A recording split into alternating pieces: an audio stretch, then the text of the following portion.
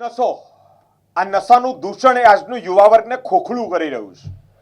તમે જો ડ્રગ્સ, દારૂ, સિગરેટ, તમાકુ, બીડી, અલગ અલગ નશાકીય પદાર્થોનું સેવન થઈ રહ્યું છે અને જેને લઈને જ આજના યુવાનોનું ભવિષ્ય અંધકારમય હોય.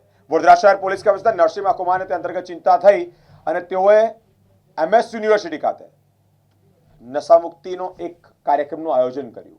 યુવાનો નશાના રવાડામાંથી બહાર આવે એક એવું સ્વપ્ન તેઓ જોયું, કે એવા સંકલ્પ સાથે કાર્યક્રમ કર્યો કે શહેરના યુવાનો એ નશામાંથી બહાર આવી અને નશા મુક્તિ તરફ જાય એવા એક સંકલ્પ સાથે MS યુનિવર્સિટીમાં એક કાર્યક્રમનું આયોજન કરાયું છે.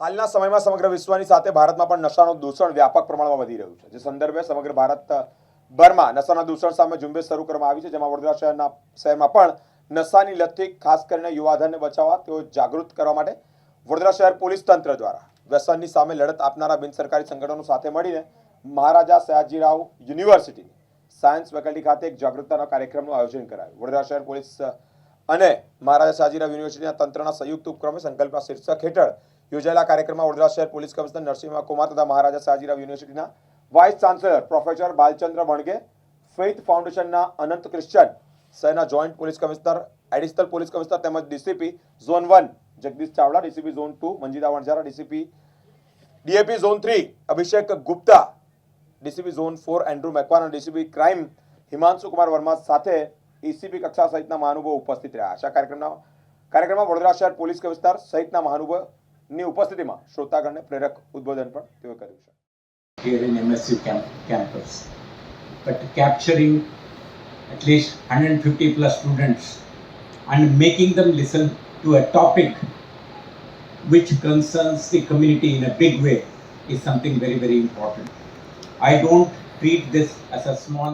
છેલ્લા કેટલાક સમયથી વડોદરા શહેર પોલીસ તરફથી નશામુક્ત વડોદરા, નશામુક્ત ગુજરાત અને નશામુક્ત ભારત અભિયાનના ભાગરૂપે શહેરના જુદા જુદા વિસ્તારોમાં જુદા જુદા સ્ટેકહોલ્ડરો સાથે આપણા એક સંવાદનું કાર્યક્રમ ચાલી રહ્યું છે. આના ભાગરૂપે આજે MS યુનિવર્સિટીના પ્રાંગણમાં વિદ્યાર્થીઓ સાથે એક સંવાદનું કાર્યક્રમ રાખી છે, જેમાં પ્રોફેસરો, વિદ્યાર્થીઓ અને અન્ય સ્ટેકહોલ્ડરો પણ આ કાર્યક્રમમાં ભાગ લેનાર છે.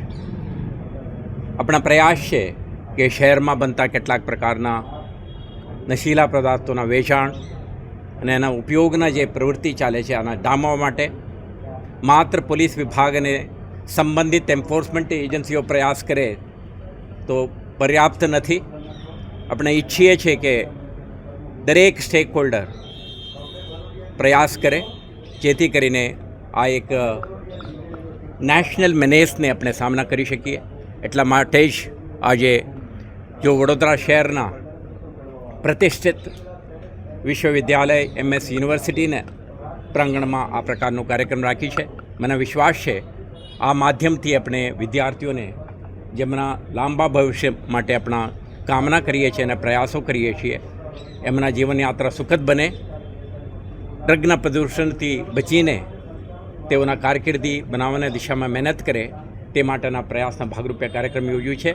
તો વિશ્વાસ છે કે દરેક વિદ્યાર્થી આમાં ખૂબ उत्साहથી પાર્ટિસિપેટ કરશે અને મેસેજને લઈને अन्य विद्यार्थियों સુધી પણ પહોંચાડશે. आभार. के साथ एक कार्यक्रम आयोजित किया है. बच्चों में नशा मुक्ति का संदेश जरूर जाना चाहिए और मैं ये सब स्टेप्स का स्वागत करता हूँ. MS यूनिवर्सिटी हमेशा उनके साथ रहेगी और ये अभियान जोर से चलाएगी. धन्यवाद.